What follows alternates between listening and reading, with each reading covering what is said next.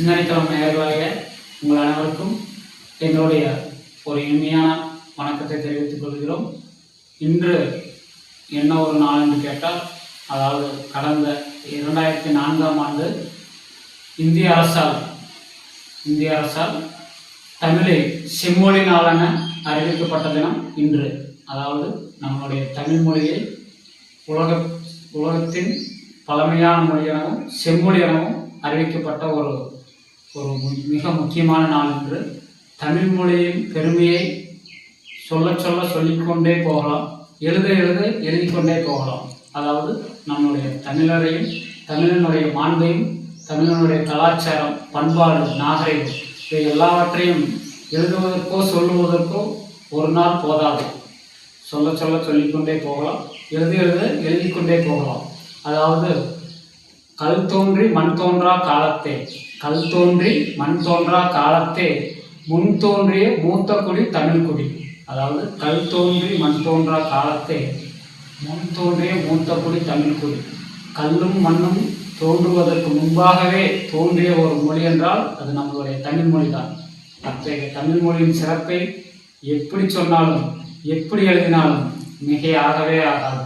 அதாவது கலியுரை ஏறியும் சுளையும் கலியுரை ஏறிய சாரும் நனிபரிசி பொழியும் பாரும் தன்னை நல்கிய குளிரல் நீளும் இனிமை என்பேன் எனும் தமிழை இன்னுயிர் என்பேன் கண்டீர் என்று புலவர்கள் பாடியிருக்கிறார்கள். அதுபோக யாமறிந்த மொழிகளிலே தமிழ் மொழி போல் இனிதாவது எங்கும் காணும் என்றும் தமிழ் மொழியின் சிறப்பை சொல்லியிருக்கிறார். அதுபோக தமிழுக்கும் அமுதென்று பேர், அந்த தமிழின்ப தமிழங்கள் உயிருக்கு நேர் என்று புகழ்ந்திருக்கிறார்கள். அமுதே தமிழே என்று தமிழை நம்மளுடைய முதல் மொழியாக கொண்டாடியிருக்கிறார்கள்.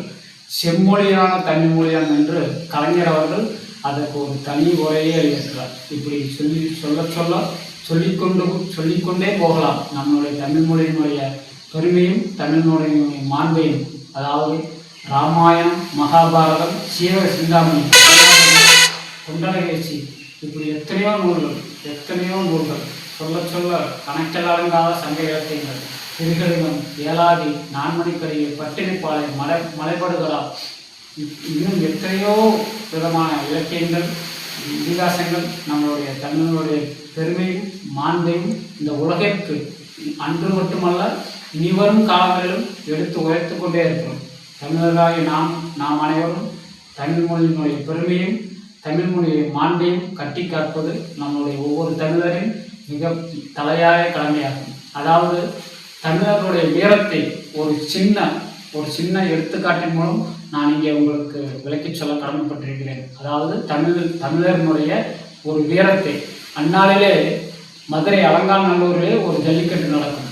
இப்போதெல்லாம் 30 to 40 வயதுக்கு உள்ளானவர்கள் தான் அந்த ஜல்லிக்கட்டிலே பங்கு பெறுவார்கள். ஆனால் அப்போது அந்த காலத்திலே வயதான கிழவர்கள் கூட, 60-70 முதியவர்கள் கூட அந்த ஜல்லிக்கட்டிலே பங்கு பெறுவார்கள். அந்த ஜல்லிக்கட்டிலே காலை வந்து முட்டி அந்த முதியவரை முட்டி தள்ளி விடுமா.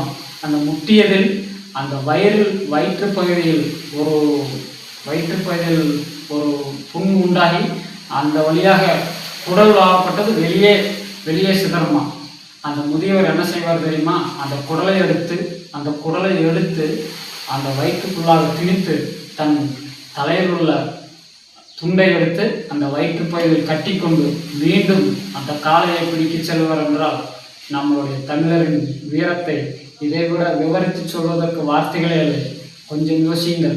அதாவது அந்த குடலை கீழே மண்ணிலே கிடந்த அந்த குடலை எடுத்து மறுபடியும் தன்னுடைய வயிற்றுக்குள்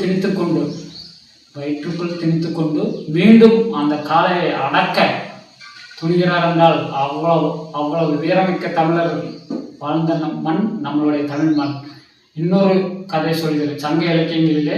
அதாவது அங்கெல்லாம் போர் நடக்கும். அந்த போருக்கு தன்னுடைய வயதான ஒரு அம்மா தன்னுடைய மகனை, அதாவது வீட்டுக்கு ஒருவர் போர் புரிய செல்ல வேண்டும். வயதான அம்மா தன்னுடைய 7 வயது மகனை அந்த போருக்கு அனுப்புகிறாள் என்றால், அந்த போருக்கு தன்னுடைய 7 வயது மகனை அனுப்புகிறாள் என்றால் தமிழனுடைய வீரத்தை இதைவிட வேறு எந்த நூலும் குறிப்பிட்டதில்லை. தமிழ் நம்மளுடைய உயிர். தமிழை நேசிப்போம், தமிழை சுவாசிப்போம். தமிழர்களாக நாம் அனைவரும் இன்று உலகத்தமிழ் செம்மொழி நாளாக அறிவிக்கப்பட்ட இந்த தினத்திலே தமிழன் என்றொரு இனம் ஒன்று, தனியே அவனுக்கு ஒரு குணம் உண்டு. அதாவது வந்தாரை வாழ வைக்கும் நாடு எங்கள் தமிழ்நாடு. ஏனென்றால் இலகிய மனம் கொண்டவர்கள் எங்கள் தமிழர்கள். எங்கள் தமிழர்களை